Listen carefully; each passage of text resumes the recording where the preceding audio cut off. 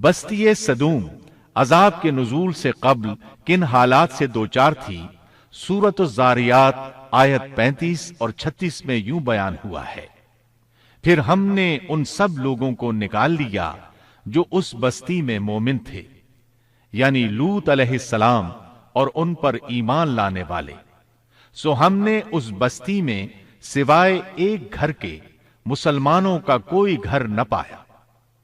اس کا مطلب ہے وہاں صرف سیدنا لوط علیہ السلام اور ان کا گھرانہ مسلمان تھا، باقی سب گھر کافروں کے تھے۔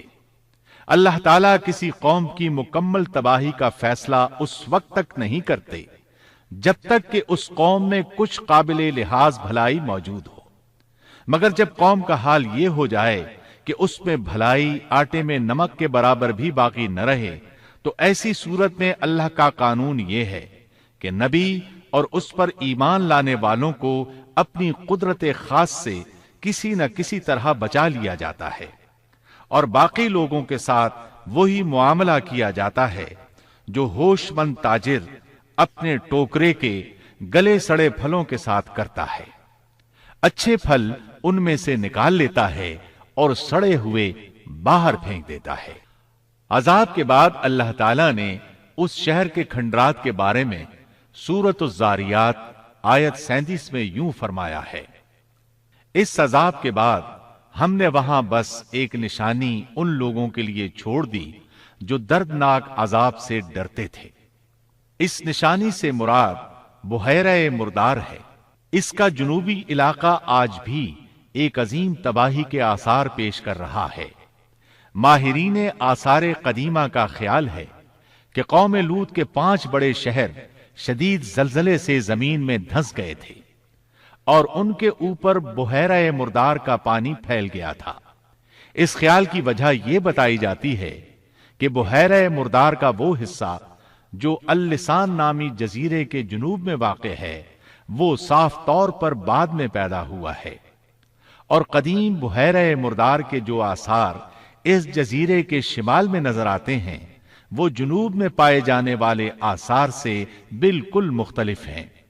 ماہرین آثار قدیمہ نے اس سے یہ بات اخذ کی ہے کہ جنوب کا حصہ پہلے اس بحیرہ کی سطح سے بلند تھا، بعد میں زلزلے سے دھنس کر زمین کے نیچے چلا گیا۔ اس دھنسنے کا زمانہ بھی 2000 برس قبل مسیح کے قریب معلوم ہوتا ہے، اور یہ زمانہ تاریخ کے اعتبار سے سیدنا ابراہیم علیہ السلام اور سیدنا لوط علیہ السلام کا زمانہ ہے۔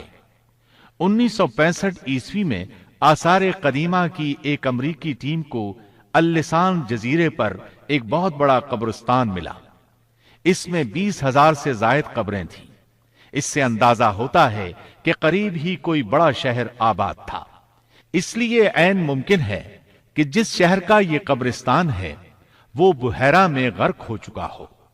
بحیرہ کے جنوب میں جو علاقہ ہے اس میں اب بھی ہر طرف تباہی کے آثار موجود ہیں، اور زمین میں گندھک، رال، کول تار اور قدرتی گیس کے اتنے بڑے ذخائر پائے گئے ہیں کہ ان کو دیکھ کر یقین ہو جاتا ہے کہ کسی وقت بجلیوں کے گرنے سے یا آتش فشاں کا لاوا نکلنے سے یہاں آگ پھٹ پڑی تھی۔ اللہ تعالیٰ سورہ ہود کی آیت 83 میں ارشاد فرماتے ہیں: پتھراؤ کا یہ عذاب آج بھی ظالموں سے دور نہیں۔ مطلب یہ کہ جو قوم اس قوم کی طرح ظلم اور بے حیائی پر جم جائے وہ اپنے آپ کو اس جیسے عذاب سے دور نہ خیال کرے۔ لوط علیہ السلام کے حالات اور واقعات قرآن کریم کی روشنی میں آپ نے سنے۔